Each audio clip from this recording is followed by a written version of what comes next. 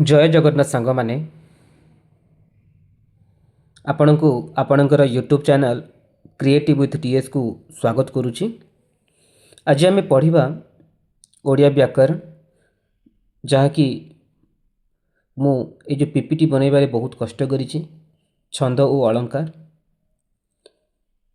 आपणकर पई ओस्टेट रे बा ओटीईटी हो ना टीजीटी आर्ट्स आपणकर ओडिया हो आरएसटी एसएसबी टीजीटी जेकोसी एग्जाम बा विभिन्न कॉम्पिटिटिव एग्जाम आपन को सहयोग हम बोली आशा करुच्ची मु। तो तेणुक आपण जदि मो चैनल को सर्वप्रथम देखुंत तेबे सब्सक्राइब करने भूलतुनि, लाइक शेयर कमेंट करने भूलतुनि। तो आम आरंभ करवा आज गोटे शानदार टॉपिक गोटे मजादार टॉपिक जहाँ डिफिकल्ट समस्त छात्र छात्री को डिफिकल्ट हुए तो ताको मु बहुत इजी कर देछि। छंद और अलंकार चैप्टर तो देखिबा ए चैप्टर रे कौन कौन पढ़िबा हमें चैप्टर टिकी लंबा हो पारे किंतु आपण को हेल्पफुल हेबो बोली आशा और विश्वास करुच्ची। तो सांग माने आउ थोड़े पुणी थोड़े कहूँ एटा आज टॉपिक होची छंद और अलंकार ओडिया व्याकरण। तेबे देखंतु छंद और अलंकार क्या कहुए आम प्रथमे पढ़ा छंद। छंद क्या कहुए पद्य बा कविता रचनार एक निर्दिष्ट नियम बा शैली को छंद कहुए। जेकोसी आम तार शैली तार स्टाइल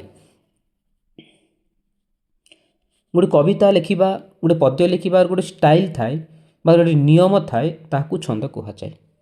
क्लियर एतिकी यह कविता को गतिशील करिथाए तेणु यहाकू पद्य रचना वैशिष्ट्य भाव में विचार करा जाए। गोटिए गोटिए निर्दिष्ट छंदरे रचित होइतिबारु प्राचीन पद्य बा कविता को छंद कहुए। ठीक अच्छे तो पद्य बा कविता लिखिबार नियम बा शैली को छंद कहुए। यही कविता को गतिशील करिथाए या कविता को कौन करिथाए गतिशील करिथाए आगक आगक बढ़ाई थाए। तेणु यहाकू पद्य रचनार वैशिष्ट्य भाव में विचार करा जाए मैंने मुख्य भाव में विचार करुचु आम गोटे गोटे निर्दिष्ट छंदरे रचित होता छंद कहुए। तो छंद केते प्रकार बा छंद केते प्रकार छंद होची आपणकर दुई प्रकार छंद थाए। गोटे होची मित्राक्षर छंद आ गोटे होची अमित्रियाक्षर छंद।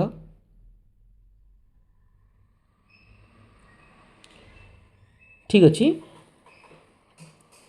तो युड़ाक आम पढ़ा दरकार नहीं कि युड़ाक पढ़ा दरकार नहीं आमर मित्राक्षर तापर अमित्रियाक्षर छंद तीन भाग विभक्त करा जायछि। देखंतु पूर्ण मित्राक्षर अपूर्ण मित्राक्षर एकांतर मित्राक्षर। तेबे लिखाई देखंतु एठी कहिला जे गांधारी देले जननी प्राणर समूहित परिचय अक्षय हो पुण्य जगते धर्मर हेउ जय। एटा गांधारीर आशीर्वाद कविताटी गांधारीर आशीर्वाद कविताटी। तेबे एही कवितारे कौन कहिला देखंतु एटा होची पाद एटा गोटे पाद। तो ये जो लाइन रहिला ये जो लाइन को गोटे पाद कहिला ये जो गोटे लाइन को आमे पाद कहलु। तो कौन जणे पड़िला दुई पादरे गोटे पद हेछि गोटे पद हैला बुझीला। सेमिति देखंतु कर्मकषण देह सहे अरण्य अजगर प्राय एठी देखंतु गोटे पद देखो दुई लाइन गोटे गोटे पाद प्रत्येक लाइन को पाद कहा जाए प्रत्येक लाइन को पाद कहा जाए दुई पादरे गोटे पद हेछि। तापर देखंतु कुआतारा ए जो कुआतारा होछि हमर झरा सेफाली एटा भी सेम आपण पढ़ी नियंतु समान जेतोटी पाद थाए जेतोटी पाद को मिश्रण रे गोटे पद सृष्टि हुए। एतिकी बुझीला आपणकर। तापर देखंतु एटा होछि मेन पॉइंट ट्रिक आपण एटा को मन रखिबाको पड़िबो आपनको एटा को आपण मन रखिबाको पड़िबो। सूत्रटी कौन आपण ए सूत्रटी थरे मन रखिदेले आपणको छंदटा आपणको जीवन सारा क्लीयर हो आपण आ कि आपण कौटी कौन भी आपण ग्रामर पढ़ा पड़ोनी कौ चैनल भी मना करूनी को चैनल पढ़ापी आपड़ सब चैनल पढ़तु किंतु यही सूत्रटा को आप यूज करेंगे प्रयोग करेंगे। सूत्रटा कौन देखु भागरे चक्र नट राम बंग को ये कहली मु बंग को जीवाई मु कहली भाग है ये जो बंग को जीवाई मु कहली क्या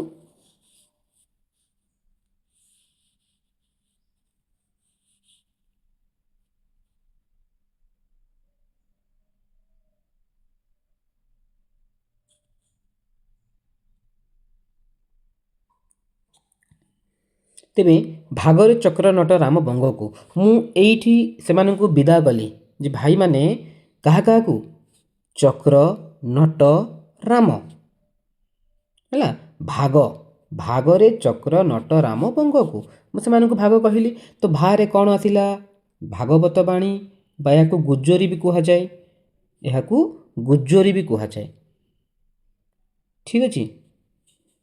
चक्र चक्र माने चक्र चक्रकेरी नटरे नटबाणी रामरे रामकेरी बंगरे बंगला श्री ये सबू ये जो देखुंत ये जो सबू यहाँ कौन ये हूँ 9टी चक्रकेली हूँ 11टी नटबाणी हूँ 12 रामकेरी हूँ 16 बंगलाश्री हूँ 20 ये दुई पादरे गोटे पद हम मुझे भी कहली भागरे चक्र नट नाम बंग को दुई पादरे गोटे पद हम।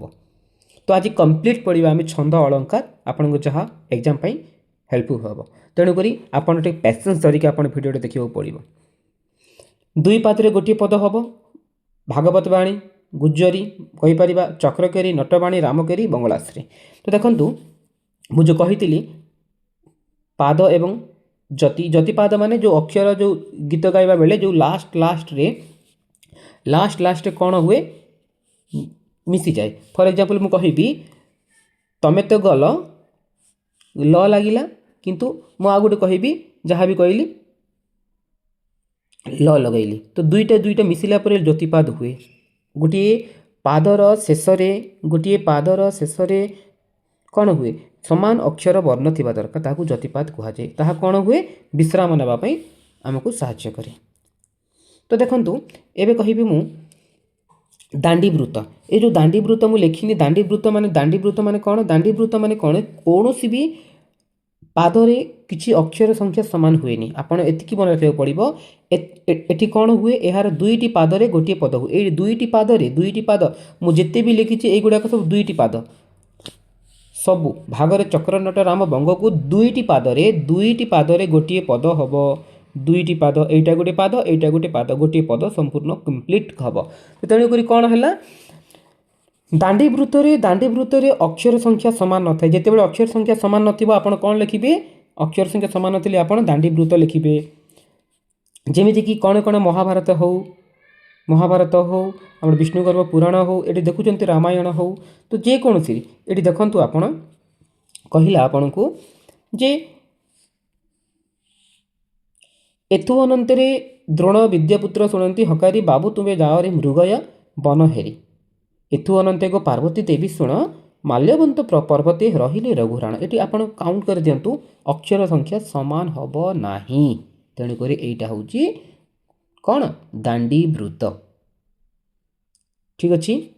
देन आपणकर भागवत बाणी यू आपणकर ट्रिकटा एप्लाय होगला न संख्या थी भागवत बाणी बा गुज्जरी रे 9 संख्या थी सूत्रटा आउ थे देखी दिंतु सूत्रटा भागरे चक्र नाट राम बंग को आपड़ सीरियल देखु 9 पर 11 12 16 20 आप परीक्षा लिखिदेवे यहाँ को 9 11 12 16 20 देखंतु भागवत बाणी बा गुज्जरी क्या कहुए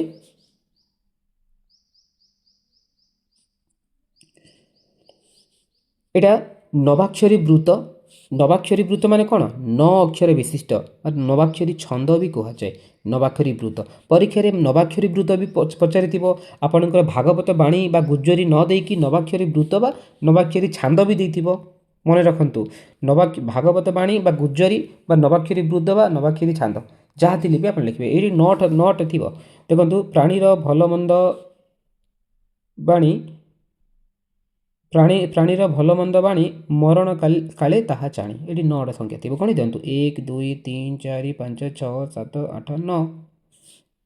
ଏଠି ଗଣି ଦିଅନ୍ତୁ 1 2 3 4 5 6 7 8 9। 9ଟା ଥିଲେ ଆପଣ କ'ଣ କରିବେ? ନବାକ୍ଷରୀ ବୃତ ବା ଭାଗବତ ବାଣୀ ବା ଗୁଜ୍ଜରୀ କହିପାରିବା ଆମେ। ଦେନ୍ ପରବର୍ତ୍ତୀ ହେଉଛି ନଟବାଣୀ। ଆପଣଙ୍କର ନଟବାଣୀ ହେଉଛି ବିବାହ ସେକେଦାର ବି କୁହାଯାଏ।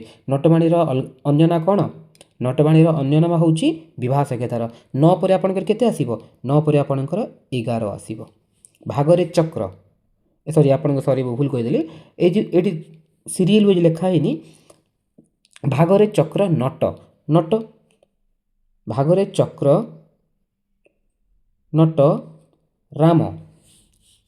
ଦେଖନ୍ତୁ ଟ୍ରିକ୍ଟା, ଭାଗରେ ଚକ୍ର ତ ଚକ୍ର କେଳି ଆସିବା କଥା। ମୁଁ ମାନେ ଟିକେ ସଜେଇ ପାରିଲିନି, ମୁଁ ସେଇଟା ଚକ୍ର କେଳି ଆସିବ। ଆମେ ଚକ୍ର କେଳିକୁ ଦେଖିଯିବା। ଠିକ୍ ଅଛି, ଆମେ 12 ହିଁ ପଢ଼ିବା। ନଟବାଣୀ ବିବାହ ସେକେଦାର ହିଁ ପଢ଼ିଦେବା। ଭାଗରେ ଚକ୍ର 9 11 12 16 20। ତ ଭାଗରେ ଭାଗବତ ବାଣୀ, ଭାଗରେ ଚକ୍ର କେଳି ନଟ ପଢ଼ିବା ଏବେ 12। ନଟବାଣୀ ବା ବିବାହ ସେକେଦାର କୁହାଯାଏ। ଏଥିରେ ଦୁଇ ପାଦର ସଂଖ୍ୟା କ'ଣ ହୁଏ? ପ୍ରତ୍ୟେକ ପାଦର ସଂଖ୍ୟା ଆପଣଙ୍କର 12 ଥିବ। ଦେଖିଦିଅନ୍ତୁ 1 2 3 4 5 6 7 8 9 10 11 12। ତ ଯଦି 12ଟା ସଂଖ୍ୟାର 12ଟା ଗୋଟେ ବର୍ଣ୍ଣ ରହିଲା, 12ଟା ବର୍ଣ୍ଣ ରହିଲେ ଆପଣ ଆଖି ବୁଜିକି ଆପଣ ଲେଖିପାରିବେ ନଟବାଣୀ ବା ବିବାହ ସେକେଦାର। ଦେନ୍ ପରବର୍ତ୍ତୀ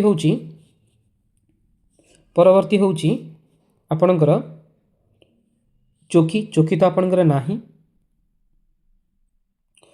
ବଙ୍ଗଳାଶ୍ରୀ, ଆପଣଙ୍କର ବଙ୍ଗଳାଶ୍ରୀରେ କ'ଣ ହେଇଛି? 20 ଅଛି ବଙ୍ଗକୁ। ରାମକେରି,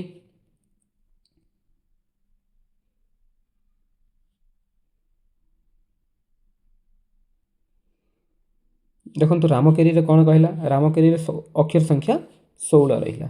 ରାମକେରିର ଅକ୍ଷର ସଂଖ୍ୟା 16 ରହିଲା। ଦେଖନ୍ତୁ ଗଣି ଦିଅନ୍ତୁ। ମୁଁ କ'ଣ କହିଥିଲି? 9 11 12 16 20। 20 ହେଉଛି କ'ଣ? ବଙ୍ଗଳାଶ୍ରୀ। 16 ହେଉଛି ରାମକେରି ପଢ଼ିଦିଅନ୍ତୁ। ଦୁଇ ପାଦରେ ଗୋଟିଏ ପଦ ହୁଏ। ଦେନ୍ ଆପଣଙ୍କର ରହିଲା କ'ଣ? ଶଙ୍କରାଭରଣ ଆପଣ ନାହିଁ। ବଙ୍ଗଳାଶ୍ରୀ ହେଉଛି 20, ଅକ୍ଷର ସଂଖ୍ୟା 20 ରହିବା ଦରକାର। ଗଣିଦେବି 20 ହେଇଯିବ ଆପଣଙ୍କର। ଦେନ୍ ଆପଣଙ୍କର ଚୋଖୀ ତ ନାହିଁ ଆପଣଙ୍କର। ଯେଉଁଟା ଇମ୍ପୋର୍ଟାଣ୍ଟ ସେଇଟା ମୁଁ ପଢ଼ାଇ ଦେଇଛି। ତ ଠିକ୍ ଅଛି, ଏତିକି ଆପଣ ବୁଝିପାରିଲେ। ଦେଖନ୍ତୁ ତାପରେ ଦେଖନ୍ତୁ ଅଳଙ୍କାର କାହା କୁହାଯାଏ? ଅଳଙ୍କାର କାହାକୁ କୁହାଯାଏ? ଯେ ସାହିତ୍ୟକୁ ସରସ ସୁନ୍ଦର ରମଣୀୟ କରିବାକୁ ଯେଉଁ ସୌନ୍ଦର୍ଯ୍ୟବର୍ଦ୍ଧକ ଉପାଦାନ ଆବଶ୍ୟକ ହୁଏ ତାହାକୁ ଅଳଙ୍କାର କୁହାଯାଏ। ଅଳଙ୍କାର କ'ଣ? ଅଳଙ୍କାର ମାନେ ଯାହାକୁ ସୁନ୍ଦର କରିଥାଏ। ଅଳଙ୍କାର ଯାହାକୁ ସୁନ୍ଦର କରିଥାଏ। ମୁଁ କହିବି ଗୋଟେ ନାରୀଟା କ'ଣ ହେବ? ଗୋଟେ ନାରୀଟା ଯଦି ଅର୍ଣ୍ଣାମେଣ୍ଟାଲ ପିନ୍ଧିଲେ ସୁନ୍ଦର ଦେଖାଯିବ। ବିନା ଅର୍ଣ୍ଣାମେଣ୍ଟାଲ ନାରୀର ସୌନ୍ଦର୍ଯ୍ୟ ଖରାପ ହୁଏ। ତ ତେଣୁକରି ଅଳଙ୍କାର ହେଉଛି ଏକ ଶୋଭାବର୍ଦ୍ଧନକାରୀ କରିଥାଏ, ସୌନ୍ଦର୍ଯ୍ୟବର୍ଦ୍ଧକ କରିଥାଏ, ସୁନ୍ଦରତା କରିଥାଏ, ରୁଚିକର କରିଥାଏ। ତ ବୁଝିହେଲା। ତ ଗୋଟେ ନାରୀକୁ ଯେମିତି ଅଳଙ୍କାର ପିନ୍ଧାଇଲେ ଯେମିତି ନାରୀ ଗୋଟେ ସୁନ୍ଦର ଦେଖାଯାଏ, ସେମିତି ସାହିତ୍ୟକୁ ମଧ୍ୟ ଅଳଙ୍କାର ଯଦି କରିବା, ଅଳଙ୍କାର ଦେଇକି ଆମେ ଯଦି କହିବା, ଯଦି କଥା ଠିକ୍ ଭାବରେ କହିପାରିବା, ତେବେ ସେ ଶୁଣିବା ପାଇଁ ତାହା ମଧୁର ଲାଗେ, ସରସ ଲାଗେ। ତ ସେମିତି ସାହିତ୍ୟକୁ ସରଳ ସୁନ୍ଦର ଓ ରମଣୀୟାର୍ଥ କରିବା ପାଇଁ ଯେଉଁ ଶବ୍ଦ ବ୍ୟବହାର କରାଯାଏ ବା ଯେଉଁ ଅର୍ଥ ପ୍ରୟୋଗ କରାଯାଏ ତାହାକୁ ଅଳଙ୍କାର କୁହାଯାଏ। ଠିକ୍ ଅଛି। ତେବେ ଏ ଅଳଙ୍କାର କେତେ ପ୍ରକାର? ଅଳଙ୍କାର ହେଉଛି 2 ପ୍ରକାର। ଆପଣଙ୍କର ଅଳଙ୍କାର କେତେ ପ୍ରକାର? 2 ପ୍ରକାର। ଗୋଟେ ହେଉଛି ଶବ୍ଦ ଅଳଙ୍କାର ଆଉ ଗୋଟେ ହେଉଛି ଅର୍ଥ ଅଳଙ୍କାର। ଶବ୍ଦ ଅଳଙ୍କାର କ'ଣ ପିଲାମାନେ? ଯେ ଯାହାଦ୍ୱାରା ଶବ୍ଦ ସରସ, ସୁନ୍ଦର, ଶ୍ରୁତି ମଧୁର ହୁଏ ତାହାକୁ ଶବ୍ଦ ଅଳଙ୍କାର କହିବେ। ଠିକ୍ ଅଛି। ମୁଁ ଯଦି ସୁନ୍ଦର ଶବ୍ଦ କହିବି, ସୁନ୍ଦର ଶବ୍ଦକୁ ଗଞ୍ଜି ମୁଁ ସୁନ୍ଦର ଶବ୍ଦକୁ ମୁଁ ସଂଯୋଜନା କରିକି ଯଦି କହିବି ମୁଁ, ତେବେ ତାହା କ'ଣ ହେବ? ଶବ୍ଦ ଅଳଙ୍କାର। ଏବଂ ସେଇଆ ଯଦି ଯାହାଦ୍ୱାରା ସେଇ ଅର୍ଥ, ମୁଁ ଯଦି କିଛି ଶବ୍ଦକୁ ପ୍ରୟୋଗ କରି କିଛି କହିଲି ଏବଂ ସେଇ ଅର୍ଥ ଯଦି ସୁନ୍ଦର ଲାଗିବା, ଶୁଣିବା ପାଇଁ ଚିତ୍ତାକର୍ଷକ ଲାଗିଲା, ଗୋଟେ ରମଣୀୟ ଲାଗିଲା, ତାହା ଅର୍ଥ ଅଳଙ୍କାର ହେବ। ତେବେ ଶବ୍ଦ ଅଳଙ୍କାର କେତେ ପ୍ରକାର? ଶବ୍ଦ ଅଳଙ୍କାର ଆପଣଙ୍କର 3 ପ୍ରକାର ଶବ୍ଦ ଅଳଙ୍କାର: ଯମକ, ଅନୁପ୍ରାସ, ଶ୍ଲେଷ। ମୁଁ ଆଉ ଥରେ କହିଦିଏ। ଶବ୍ଦ ଅଳଙ୍କାରରେ ଶବ୍ଦ କ'ଣ ହୁଏ? शब्द सुंदर सरस मधुर हुए शुणा एवं जहाद्वारा माने शब्द अलंकार जमक अनुप्रास श्लेष जहाद्वारा अर्थ रमणीय चित्ताकर्षक हुए ताकू अर्थ अलंकार कहुए। अर्थ अलंकार मध्य चारि प्रकार माने बहुत सारा अच्छी किंतु आम चारिटा पढ़ा उपमा उत्प्रेक्ष रूपक एवं व्यतिरेक एमती तो अनेक सारा अच्छी किंतु आम देखा आम उपमा उत्प्रेक्ष रूपक व्यतिरेक आम एग्जाम ओरिएंटेड पढ़ा। तो मुझे आपको जब किसी ओडिया व्याकरण जब किसी बोरिंग लगुली मुझे क्षमा चाहिए। देखंतु शब्द अलंकार क्या कहुए शब्द अलंकार क्या कहुए अनुप्रास शब्द अलंकार केते प्रकार अनुप्रास श्लेष एंड जमक। तो प्रथम पढ़ा अनुप्रास अनुप्रास माने कौन जेकोसी माने पदरे एक बा एकाधिक व्यंजन वर्ण बारंबार से वर्ण उच्चारित हेले ताहाकू अनुप्रास कहुए। मुझे कहली देखंतु पद मध्यरे गोटे पद मध्य जदि क म ज र एगुड़ाक बारंबार जदि उच्चारण हेले बारंबार से जदि आवृत हेले ताहा अनुप्रास हो। फॉर एग्जांपल आम देखा उत्कल कमला विलास दीर्घिका मराल मालिनी नीलांबु चिलिका। तो ये उत्कल ये क देखंतु क क ल ळ क तापरे ळ ळ ळ। तो ये देखंतु आपण निजे देखंतु जे क ळ आउ म बारंबार आवृत्ति होची जो क ळ आउ म गोटे कौन व्यंजन वर्ण जेकोसी व्यंजन वर्ण बारंबार उच्चारित हेले बारंबार संजोग हेले बारंबार जदि जोग करके आम गोटे कविता लिखुचु तेज ताहा होची अनुप्रास हो। तापर फॉर एग्जांपल देखंतु गोटे देखि नव कालिका बकालिका मालिका आली कालिका कांतस्मरी रक्षा केमंत करी करिबा मत्त करी गति की एमंत विचारी। तेबे एटो लावण्यवतीर उपेन्द्र भंजकर एठारे क ळ आउ र अछि बारंबार उच्चारित होईछि तेणुकर एटा होछि आपणकर कौन अनुप्रास। तापर देखि दियंतु अनुप्रास अनुप्रास को पुणी भाग करा जायछि अनुप्रास को कहा जायछि केतोटी एटा को अनुप्रास को मध्य वृत्त्यानुप्रास छेकानुप्रास आद्यानुप्रास अंत्यानुप्रास। वृत्त्यानुप्रास माने कौन जो वर्णटा बा जो आमर जो वर्णटा बारंबार से जो वृत्त माने बारंबार व्यवहार होतुबो केतेबेले होतुबो जितेबेले गोटे वर्ण पर आउ गोटे वर्ण बारंबार होतुबो। छेकानुप्रास कौन वृत्त्यानुप्रास तो कहली मु छेकानुप्रास क्या कहुए एगुड़ा तो आसपनी आप केवल एति मन रखु वृत्त्यानुप्रास छेकानुप्रास आद्यानुप्रास आद्यानुप्रास माने मझिरे थी अंत्यानुप्रास माने अंत शेष थी छेकानुप्रास माने कौन आपणकर जितेबेले आपणकर दरकार हेल्ले कहबी मुझे एगुड़ाक अलग वीडियो करी ना कौन हम कि वीडियोटा बहुत लेंथी हो। तापरे कहुव आम कौन पढ़ा तापरे जमक पढ़ा आम अनुप्रास जमक श्लेष। तेबे ओके मु कहीदिए कि छेकानुप्रास देखंतु वृत्त्यानुप्रास कौन कौन वृत्त्यानुप्रास बा छेकानुप्रास कौन छेकानुप्रास कौन हुए मु एग्जांपल देवी देखि नव कालिका एटी जो एग्जांपल देली टिके हाँ देखंतु देखि नव कालिका बकालिका मालिका आली कालिका कांतस्मरी रक्षा केमंत करी करिबा मत करी गति केमंत विचार। एटी मु छेकानुप्रास हम यूज करि परबा। छेकानुप्रास केमिति हबो छेकानुप्रास में एकाधिक व्यंजन वर्णर साम्य थाई पर्यायक्रमे पुनः पुनः आवृत्ति हेली हला। तो ये देखु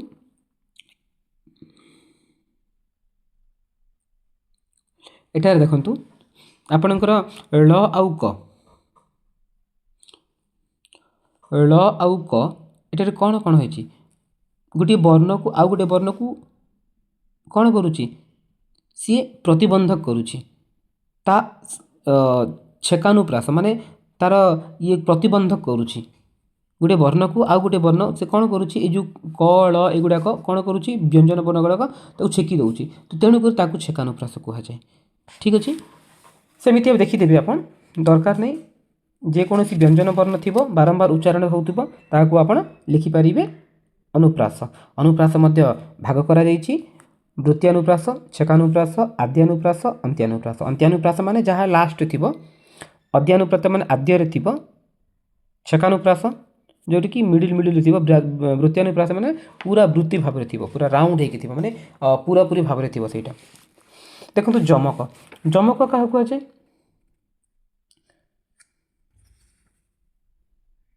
जमक क्या कहुए देखो यही जमक अलंकार पांच भाग विभक्त कर आद्य जमक मध्य जमक प्रांत जमक माल जमक और सर्वजमक ये देखो आद्य जमक माने कौन जोटे कि जो जमक कौन एक प्रकार शब्द बारंबार उच्चारित होता एक प्रकार अर्थ बारंबार से अर्थ अलग अन्य अर्थ को प्रकाशित करुव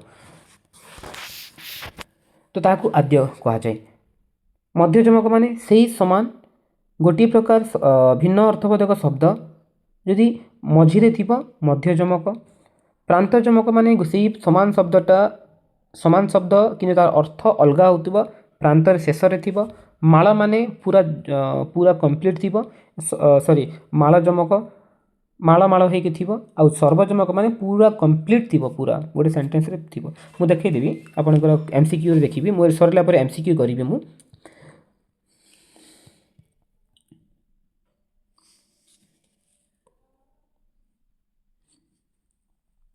भिन्न अर्थबोधक एक प्रकार शब्दर बारंबार आवृत्ति को जमक अलंकार कहा जाए भिन्न अर्थबोधक आपन कहबी मु गोटे अर्थ गोटे भिन्न अर्थ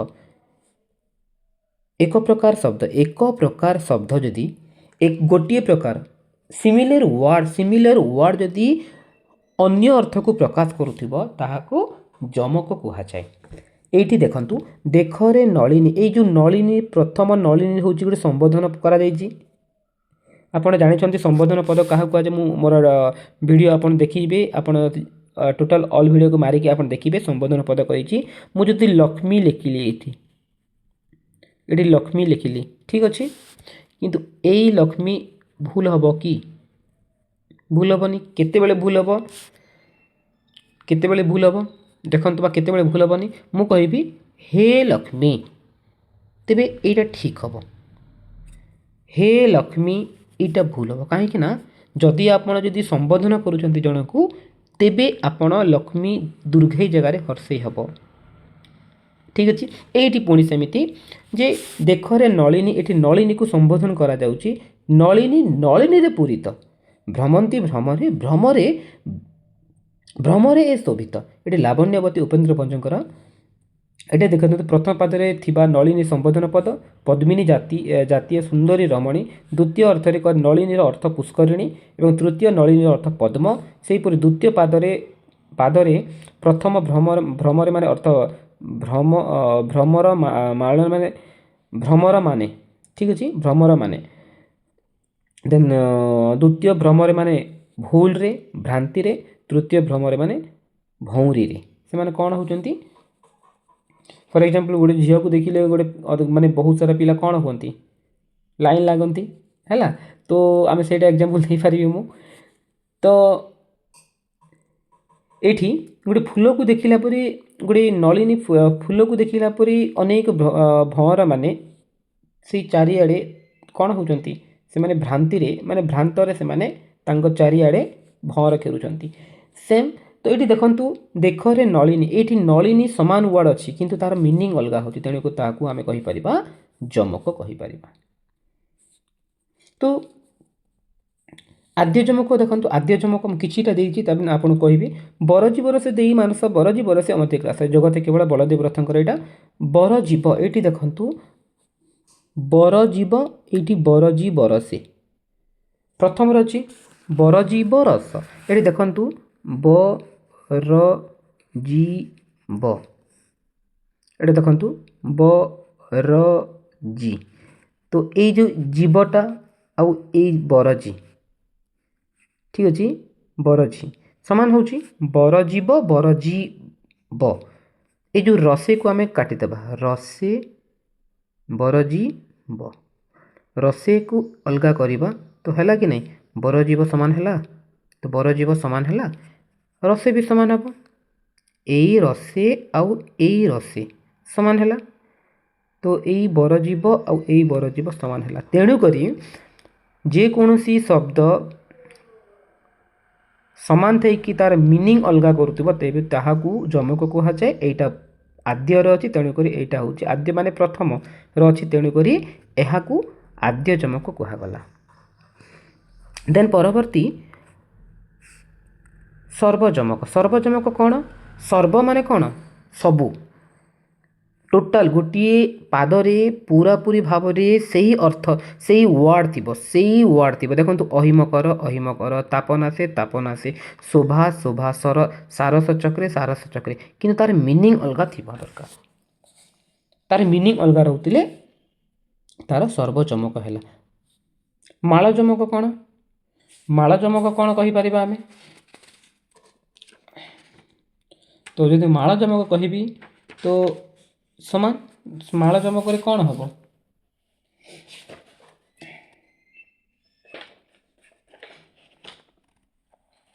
गोटे माल माल हो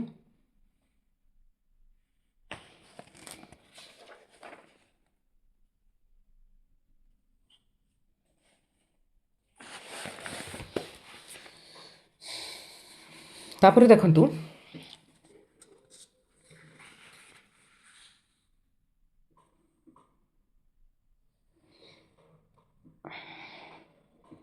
तापर देखंतु एठी देखंतु ओके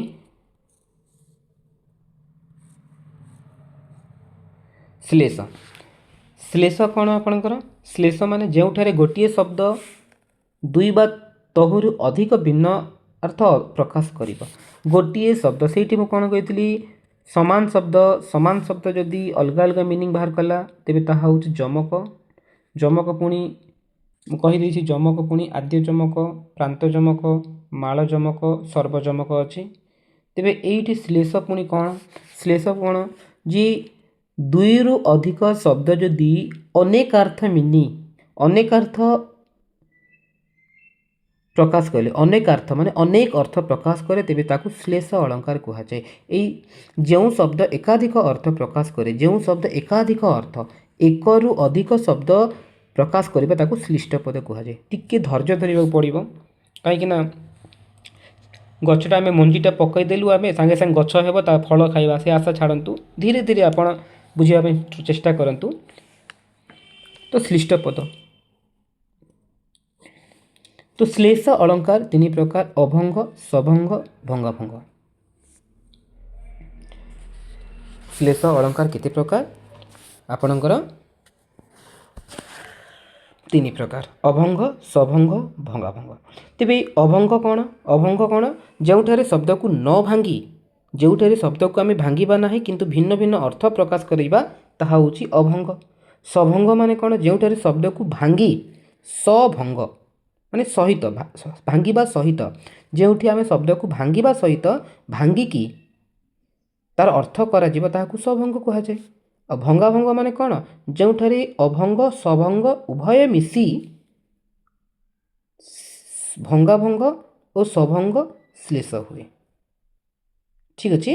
भंगाभंग माने जोठारे अभंग आउ सभंग बा आमर अभंग सभंग उभय रही थांती सेठारे भंगाभंग बा सभंगाभंग श्लेष हुए। ठीक अच्छे।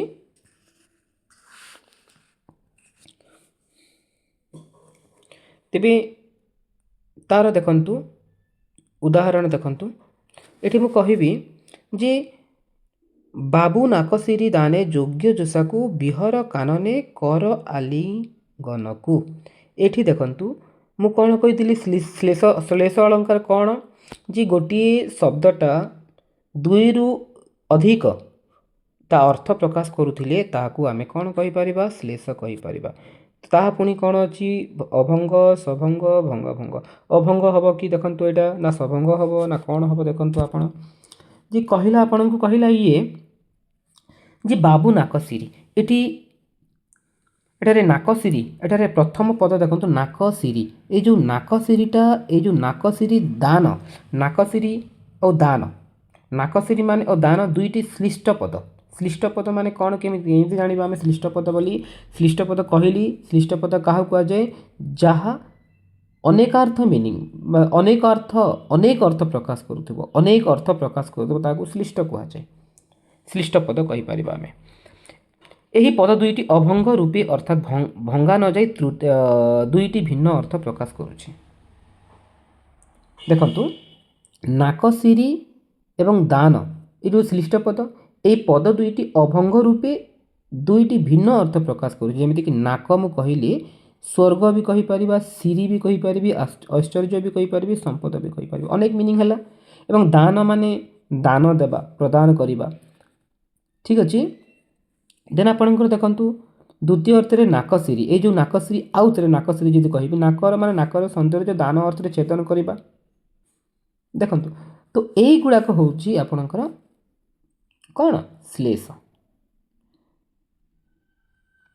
ତାପରେ କ'ଣ ହେଲା ଉପମା। ଏଇଟା ହେଉଛି ଅର୍ଥ ଅଳଙ୍କାର ଉପମା।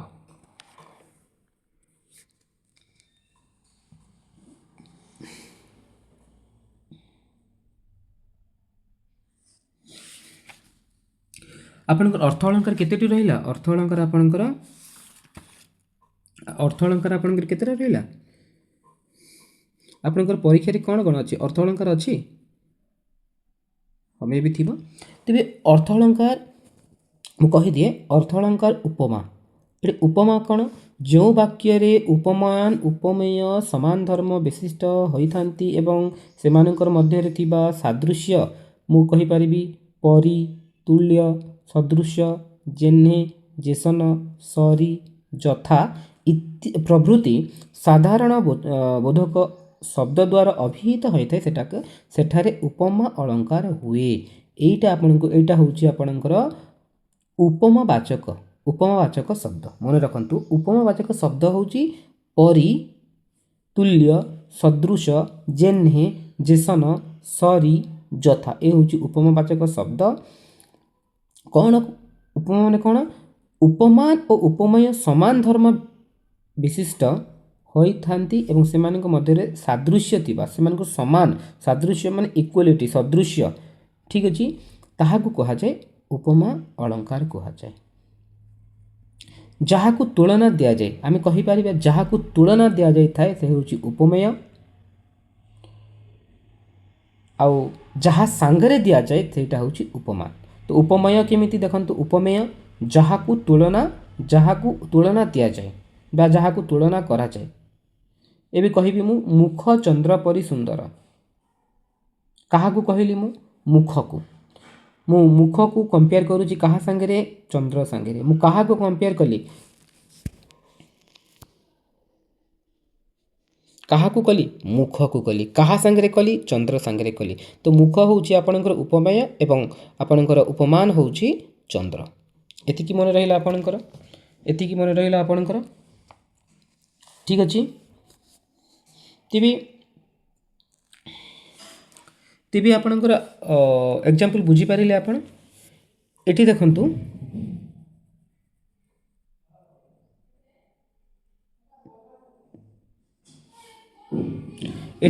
ଆପଣ ସଦୃଶ୍ୟବାଚକ ଶବ୍ଦ କ'ଣ କ'ଣ ରହିଲା ଏଠି ଆପଣଙ୍କର?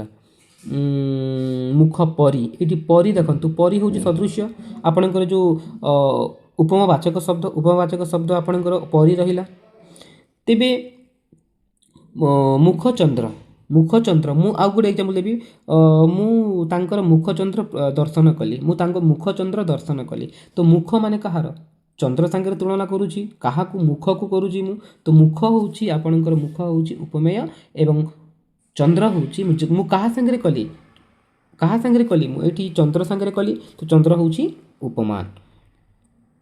ଠିକ୍ ଅଛି। ପରି, ମୁଁ ଯଦି ପରି ଲଗେଇଲି, ଏଠି ପରି ଲଗେଇଲି ମୁଁ ଏଠି, ତ ପରି କ'ଣ? ଉପମାବାଚକ ଶବ୍ଦ ହେବ। ଏଇଟା ହେଉଛି ଉପମାବାଚକ ଶବ୍ଦ ହେଲା ପରି। ଏଇ ଯେତେ ବି ଦେଖୁଛନ୍ତି ଏଇଟା ଉପମାବାଚକ ଶବ୍ଦ ହେଲା।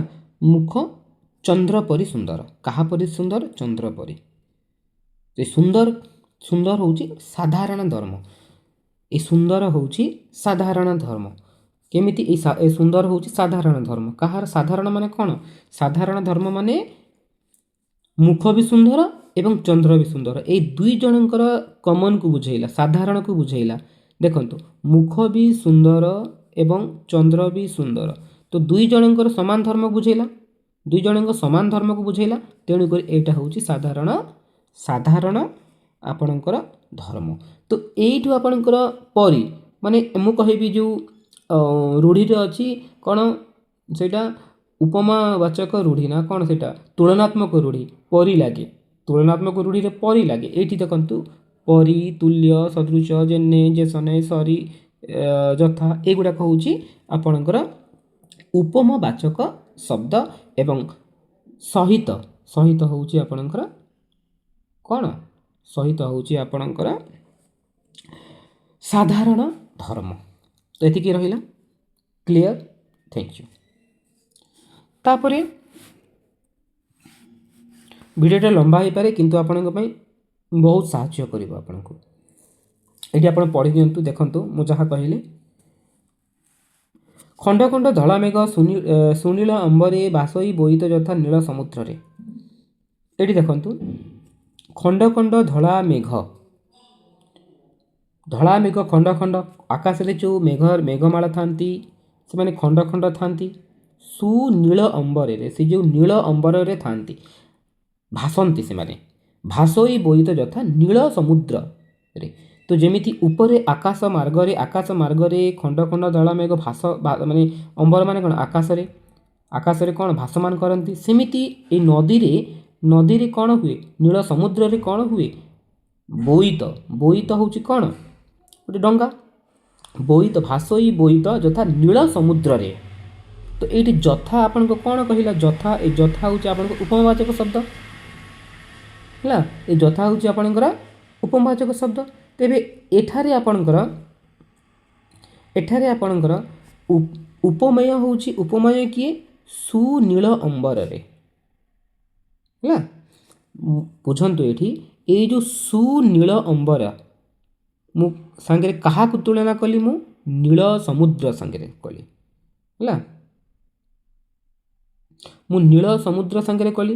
ତ ଯାହାକୁ କରିବା ଉପମେୟ, ଯାହା ସାଙ୍ଗରେ କରିବା ଉପମାନ, ତ ମୁଁ ସୁନୀଳ ଅମ୍ବର ସାଙ୍ଗରେ ନୀଳ ସମୁଦ୍ରକୁ କମ୍ପେୟାର କଲି, ତେଣୁକରି ସୁନୀଳ ଅମ୍ବର ହେଉଛି ଉପମେୟ ଆଉ ନୀଳ ସମୁଦ୍ର ହେଉଛି ଉପମାନ। ଏତିକି ବୁଝିହେଲା। ଯଥା ହେଉଛି ଆପଣଙ୍କ ଉପମାବାଚକ ଶବ୍ଦ। ତେବେ ଏଠାରେ ଆପଣଙ୍କର ସାଧାରଣ ଧର୍ମ କ'ଣ, ଏ ଦୁଇ ଜଣଙ୍କର ସାଧାରଣ ଧର୍ମ କ'ଣ, ଦେଖନ୍ତୁ ଖଣ୍ଡ ଖଣ୍ଡ ଧଳା ମେଘ ଉପରେ ଭାସେ ଆଉ ତଳେ କିଏ, ସମୁଦ୍ରରେ ଡଙ୍ଗା ଭାସେ, ତ ଭାସିବା ହେଉଛି ଏଠି ଆପଣଙ୍କ ସାଧାରଣ ଧର୍ମ, ଦୁଇଟାକୁ ଭାସମାନ କରୁଛି। ଏତିକି ବୁଝିପାରିଲେ, ମୁଁ ଆଶା କରୁଛି ଆପଣମାନେ ବୁଝିପାରୁଥିବେ। ଏବଂ ଭିଡ଼ିଓଟା ଲେନ୍ଦି ହେଉଛି କାରଣ ଥିଓରି ସବଜେକ୍ଟ ବା ଥିଓରିଟା ପଢ଼ାଇଲା ବେଳେ ଲମ୍ବା ହିଁ ହୁଏ। ଠିକ୍ ଅଛି, ମୁଁ କୌଣସି ଆପଣଙ୍କର ପ୍ୟାଡ୍ ବ୍ୟାଚ୍ ପାଇଁ ଆପଣଙ୍କୁ ପ୍ରମୋଟ୍ କରୁନି ନା ଆପଣଙ୍କୁ ମୁଁ ଫୋର୍ସଫୁଲି କରୁନି, ତେଣୁକରି ଆପଣ ମାନେ ପ୍ୟାଡ୍ ବ୍ୟାଚ୍ରେ ଯାଇକି ଆପଣ ଟିକେ ଜଷ୍ଟ ହିଣ୍ଟସ୍ ପଢ଼ାଇ ଦିଅନ୍ତି, ଆପଣଙ୍କ ପ୍ୟାଡ୍ ନିଅନ୍ତି, କିନ୍ତୁ ମୁଁ ଆପଣଙ୍କୁ ଡିଟେଲ୍ସ ପଢ଼ାଇବି, ଲମ୍ବା ହେଇପାରେ କିନ୍ତୁ ଆପଣଙ୍କ ପାଇଁ ସାହାଯ୍ୟ ହେଇପାରେ ଆଜ୍ଞା ମାନେ। ତ ଦେଖନ୍ତୁ ଏଇଟା, ତେବେ ପରବର୍ତ୍ତୀ ଉଦାହରଣ ଦେଖନ୍ତୁ, ମିଶିଯାଏ ଯଥା ପ୍ରଭାତି ତାରା ରବି କିରଣେ ମିଶିଯାଏ ଯଥା। ଏଇଠି ଦେଖନ୍ତୁ ଯଥା, ଏଇଠି ଆପଣଙ୍କର କ'ଣ ହେଉଛି, ମୁଁ କ'ଣ ପଢ଼ଉଛି ଆପଣଙ୍କର, ମୁଁ ପଢ଼ଉଛି କ'ଣ ଆପଣଙ୍କର ଉପମା ପଢ଼ଉଛି, ଠିକ୍ ଅଛି। ତ ଏଠାରେ କେଉଁ ଉପମା ହେବ, ଆପଣଙ୍କର କ'ଣ ଉପମା, ଯେ କେଉଁ ଉପମା ହେବ, ଏଠି ଆପଣଙ୍କର ସବୁ ଜାଗାରେ ମିଶିଯାଏ ଯଥା ଅଛି, ତେବେ ଆପଣଙ୍କର କେଉଁ ଉପମା ହେବ, ଆପଣଙ୍କର ଦେଖିଦେବା ଟିକେ। ତ ଏଠାରେ ଉପମେୟ ଅବଳା ଚନ୍ଦ୍ରଭାଗା, ଦେଖନ୍ତୁ ଏଠାରେ ଉପମେୟ ଚନ୍ଦ୍ରଭାଗା କେଉଁଠି ଅଛି, ଚନ୍ଦ୍ରଭାଗାଟା ଏ ଯେଉଁ ଅବଳା ହେଉଛି କ'ଣ, ଏଇ ଯେଉଁ ଅବଳା ଲାଷ୍ଟକୁ ଅଛି ଅବଳା ହେଉଛି ଉପମେୟ ଏବଂ ଉପମାନ ହେଉଛି ବହୁତ ସାରା ଉପମାନ ଅଛି, ଯେଉଁଠି ବହୁତ ସାରା ଉପମାନ ରହିଛି। ତ ପଢ଼ିଦେବେ ଟିକେ, उपमाचक यथा तथा बहुत सारा अच्छी। उत्प्रेक्षा उत्प्रेक्षा कौन आपण उपमान बुझिले कि उपमान होची कौन जे जो वाक्य उपमान और उपमेय समान धर्म गुण विशिष्ट करुथिबा एवं तांको कौन करुथिबा आमे साधारण बोधक शब्द द्वारा जो अभिहित होइते ताकू उपमाचक कुहा जाय हमर उपमा अलंकार कुहा जाय।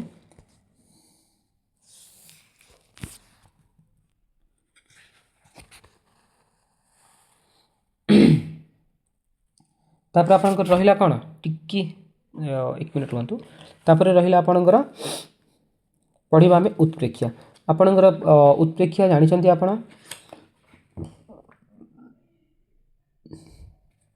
उत्प्रेक्षा कहा कुआ जाए प्रकृत वस्तुरे मुझे कहबी प्रकृत वस्तुरे उपमेय रे प्रकृत वस्तु उपमेय अप्रकृत वस्तु उपमान संभावना बा तर्कणा करागले उत्प्रेक्षा हुए। मु कहली प्रकृत वस्तु जहाँ संगे तुलना करा जाए जहाँ को तुलना करा जाए उपमेय जहाँ सांगरे तुलना करा जाए उपमान करा तो ये प्रकृत वस्तु रे उपमेय रे हेची अप्रकृत वस्तु उपमान हेची ताकू यदि मु पॉसिबिलिटी करी तर्कणा करी तेबे ताहा उत्प्रेक्षा अलंकार हबो। एठी आपनकर केमिति जानिबे कि सते कि सिना सते अबा किबा बा बोधे एगुडा को आपनकर कौन हम उपमावाचक शब्दटा आपनकर व्यवहार हम ठीक अच्छे। तो ये आपण कौन बुझे आपण कौन जानवे देखो ये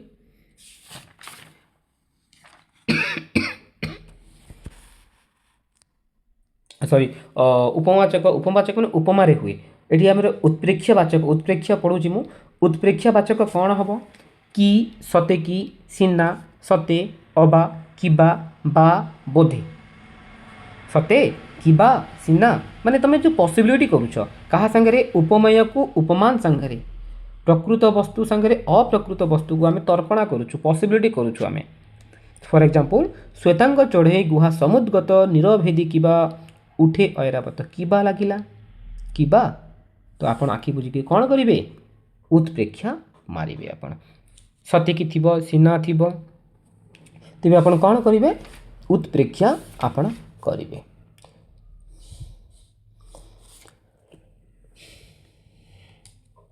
बुझीला मु आ गोटे एग्जांपल देबी मु ओके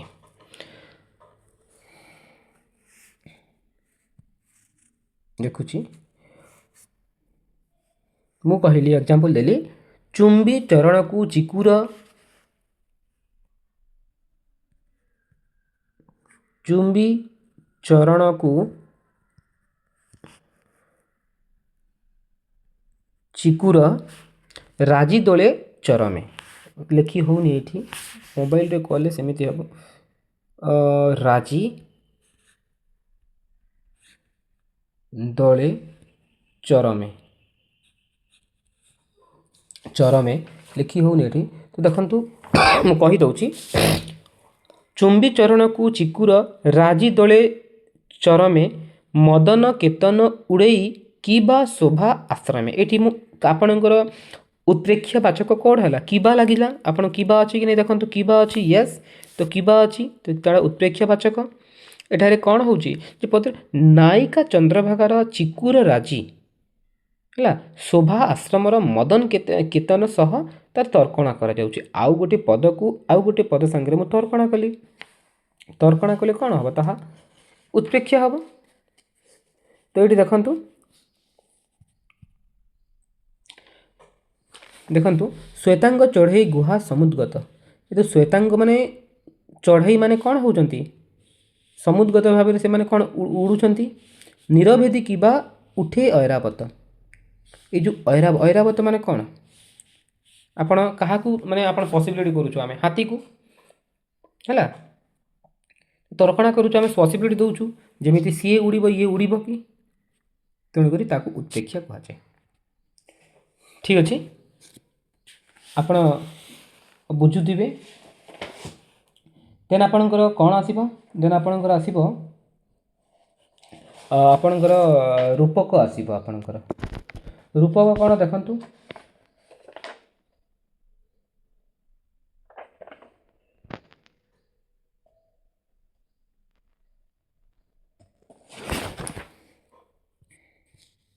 रूपक रूपक हूँ उपमान उपमेय मध्य अभेद कल्पित कथित हेले एवं उपमेयर उपमान आरोप हेले ताहाकू रूपक कहुए। उपमान और उपमेयर अभेद कल्पित हेले देखंतु मु कहली दरिद्रता पंकपूर्ण मो जीवन सर जंजाल जलद जले अबिल उदर। एठारे दरिद्रतारे पंकर आरोप हेतु आरोप करा जाउछि जीवन और जंजालर यथाक्रमे सर जलद जल आरोप करा जाइछि। एठी देखंतु दरिद्रता पंकपूर्ण मो जीवन सर जंजाल जलद जले आबिल उदर। एठारे मु कहली कौन उपमान और उपमेय मध्य अभेद जार भेद न थाए ताकू कल्पित बा कथित करी मो उपमेय रे उपमान रो आरोप करी ताकू रूपक अलंकार हम। ठीक अच्छे तो एठारे बुझंतु जे मु कहली कि दरिद्रतारे पंक आरोप हेतु दरिद्रता रे ये जो दरिद्रता रे पंकर पंक माने कौन पंक माने आपणकर पंक माने कौन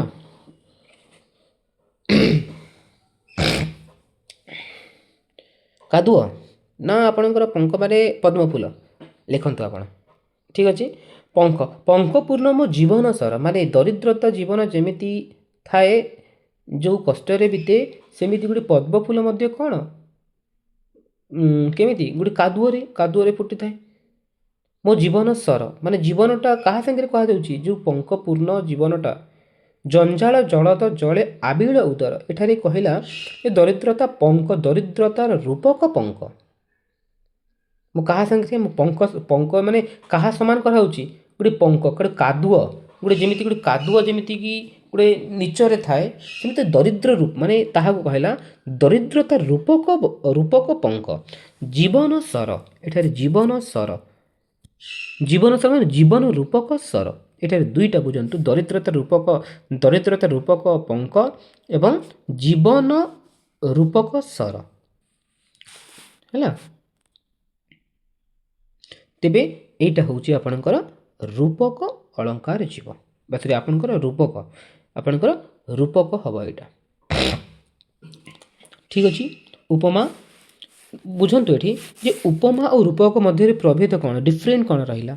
उपमा अलंकार रे उपमान उपमेय उभय रे सादृश्य वर्णना करा जाए किंतु रूपक रे आपनकर कौन हुए रूपक अलंकार रे उपमान उपमेय रो अभेद परिकल्पना करा जाए। उपमान रे सॉरी हमर उपमा रे हमर कौन हुए सादृश्य करा जाए आउ रूपक रे अभेद करा जाए है अभेद माने जहाँ भेद न थाए माने दरिद्रता जेमिति पंक सेमिति दरिद्रता रूपक पंक ता संगे समान है जीवन आउ सर समान जीवन रूपक सर। एबे देखंतु कविता बनिता कविता पिता कहिबा लोके तार उपमाता। एठारे कौन है एठारे कविता ठारे बनिता कविंकर ठारे पिता कहिबा लोक ठारे उपमाता गुआर ठारे बय मात्रेय भाई रो आरोप करा जायछि। तो आरोप करा जायछि एठी देख पढि जंतु टिके देखंतु ए क्वेश्चन आंसर जिबा। अलंकार केते प्रकार आपनकर दुई प्रकार अलंकार आपनकर केते प्रकार आपनकर दुई प्रकार अलंकार। प्रकृत वस्तुर अप्रकृत वस्तुर संभावना बा तर्कणा करा गले आपनकर कोन हुए प्रकृत वस्तु रे अप्रकृत वस्तुर जदि आमे तर्कणा करबा ताहू कोन कहबा उपमा कहबा ना हमर उत्प्रेक्षा कहबा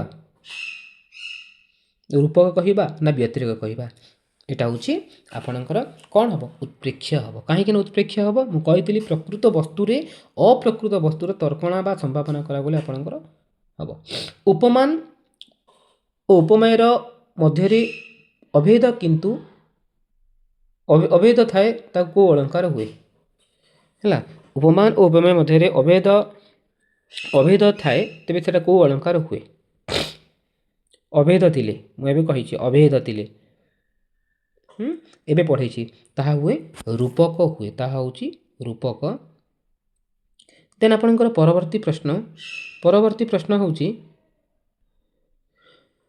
ଖଣ୍ଡ ଖଣ୍ଡ ଧଳା ମେଘ ସୁନୀଳ ଅମ୍ବରେ ଭାସୋଇ ବୋଇତ ଯଥା ନୀଳ ସମୁଦ୍ରରେ, ଏହା କେଉଁ ପଦରେ ସାଧାରଣ ଧର୍ମ ଉପବାଚକ କିଏ? ସାଧାରଣ ଧର୍ମ କିଏ? ଆପଣଙ୍କର ଧଳା ମେଘ, ଭାସୋଇ, ଯଥା କ'ଣ ହେବ ନା ବି ଆଉ ସି। ଆଉ ଉପମାବାଚକ କିଏ ହେବ? ଉପମାବାଚକ କିଏ ହେବ ଆପଣଙ୍କର? ଉପମାବାଚକ ଏଇଟା କେଉଁଟା? ଏଇ ଯେଉଁ ଖଣ୍ଡ ଖଣ୍ଡ ଧଳା ମେଘ ସୁନୀଳ ଅମ୍ବର ଆପଣଙ୍କର କେଉଁ ଅଳଙ୍କାର? ଏଇଟା ହେଉଛି ଆପଣଙ୍କର ଉପମା ହେବ। ଉପମା, ଯଦି ଉପମା ହେଲେ ଉପମାବାଚକ କିଏ? ଉପମାବାଚକ ହେଉଛି ଆପଣଙ୍କର ଯଥା। ସାଧାରଣ ଧର୍ମ କିଏ? ଭାସୋଇ। ଭାସୋଇ ହେଲା, ତେବେ ତ ଅର୍ଥର କ'ଣ? ବି ଆଉ ସି ହେଉଛି ଆପଣଙ୍କର ସଠିକ୍ ଉତ୍ତର। ଦେନ୍ ଆପଣଙ୍କର ପ୍ରଶ୍ନ, ଉତ୍କଳ କମଳ ବିଳାସ ଦୀର୍ଘିକା ମରାଳ ମାଳିନୀ ନୀଳାମ୍ବ ଚିଲିକା, ଏହି ପଦଟିରେ କେଉଁ ଅଳଙ୍କାର ଅଛି? କେଉଁ ଅଳଙ୍କାର ଅଛି? ତେବେ ଉତ୍କଳ କମଳ ବିଳାସ ଦୀର୍ଘିକା, ଏଠି ଦେଖନ୍ତୁ, ଆପଣ ନିଜେ ଦେଖନ୍ତୁ, ଏଠାରେ ବର୍ଣ୍ଣର କ'ଣ ହେଇଛି? କ, ଳ, ଳ ଆଉ ମୋର ବାରମ୍ବାର ରିପିଟ୍ ହେଇଛି, ତେଣୁକରି ଏଇଟା ହେଉଛି ଆପଣଙ୍କର ଅନୁପ୍ରାସ। 4 ନମ୍ବର ଏ ହେବ। ଦେନ୍ 5 ନମ୍ବର, ଆଶା ପରାଜିତ ଫୁଟିବ ହୃଦନନ୍ଦନ ବନେ, ଜ୍ଞାନ ଭକ୍ତି କର୍ମ ସୌରଭ ବ୍ୟାପୀ ଯିବ ଭୁବନେ। ଏଠାରେ ଆପଣଙ୍କର କେଉଁଟା ହେବ? ଉପମା, ଯମକ, ରୂପକ, ବ୍ୟତିରେକ। ଆନ୍ସର କ'ଣ ହେବ? ଆଶା ପରିଜାତ, ମାନେ ଏଠାରେ ଦେଖନ୍ତୁ କ'ଣ ହେବ ଆପଣଙ୍କର? ମନେ ପକାନ୍ତୁ ଯେ ଉପମାନ ଉପମେୟ ମଧ୍ୟରେ ଅଭେଦ କଳ୍ପିତ ବା କଥିତ ହେଲେ ତାହା କ'ଣ ହେବ? ରୂପକ ଅଳଙ୍କାର ହୁଏ। ତ ଆଶା ରୂପକ ପରିଜାତ ହେଲା। ଆଶା ରୂପକ ପରିଜାତ ଯଦି ହେଲେ ତାହା କ'ଣ ହେବ ଆପଣଙ୍କର? ରୂପକ ହେବ। ଆପଣଙ୍କର ଡେଫିନେଟଲି ରୂପକ ହେବ। ଆଶା ରୂପକ ପରିଜାତ। ଆଉ ହୃଦୟନନ୍ଦନ ରୂପକ ବନେ, ଯେମିତିକି ହୃଦୟରେ ଯେମିତି ଆଉ ବନରେ ସେମିତି, ତ ହୃଦୟ ରୂପକ ବନ। ଠିକ୍ ଅଛି। ଆଶା ରୂପକ ପରିଜାତ, ଆଶା ରୂପକ ପରିଜାତ ଆପଣଙ୍କର, ତ ଏଇଟା ହେଉଛି ଆପଣଙ୍କର ରୂପକ, ଆପଣଙ୍କର ରୂପକ ଅଳଙ୍କାର ହେବ। ଦେନ୍ ପରବର୍ତ୍ତୀ ପ୍ରଶ୍ନ, ନୀଳିମାରେ ବାମା ଚାରୁକେଶ ପାଶ ତ ନୀଳ ବିଚିକି କଲା ଉପହାସ, ଚିଲିକା ରାଧାନାଥ ରାୟଙ୍କର ଉପମା ହେବ ନା ଯମକ ହେବ ନା ବ୍ୟତିରେକ ହେବ ନା ଅନୁପ୍ରାସ ହେବ? ଏଇଟା ଆପଣଙ୍କ କ'ଣ ହେବ ଆନ୍ସର?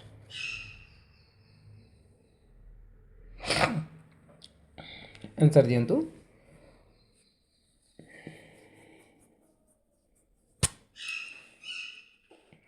ତ ଆପଣଙ୍କର ଆନ୍ସର ହେବ କ'ଣ? Option A, B, C or D. ଆପଣଙ୍କର ଉତ୍ତର ହେବ କ'ଣ? ଅପସନ୍ ନମ୍ବର ସି ହେବ ଆପଣଙ୍କର। ଏଇଟା ଅପସନ୍ ନମ୍ବର ସି, ବ୍ୟତିରେକ। ବ୍ୟତିରେକ କ'ଣ ମୁଁ କହିଦିଏ, ଯେଉଁଠାରେ ଉପମାନ ଠାରୁ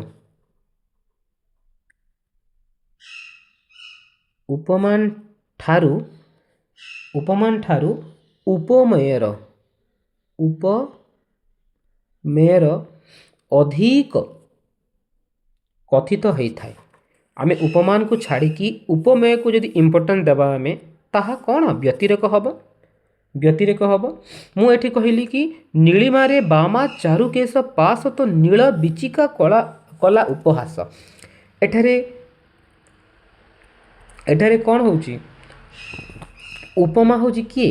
ଉପମା ହେଉଛି ଚାରୁକେଶ ପାଶ, ମାନେ ଚାରୁକେଶ ପାଶ ମାନେ ଏ ଯେ ଚାରୁକେଶ ପାଶ ମାନେ କାହାକୁ କୁହାଗଲା? ଚାରୁକେଶ ପାଶ ମାନେ ଏଠି ପଦ୍ମାବତୀଙ୍କୁ କୁହାଯାଇଛି।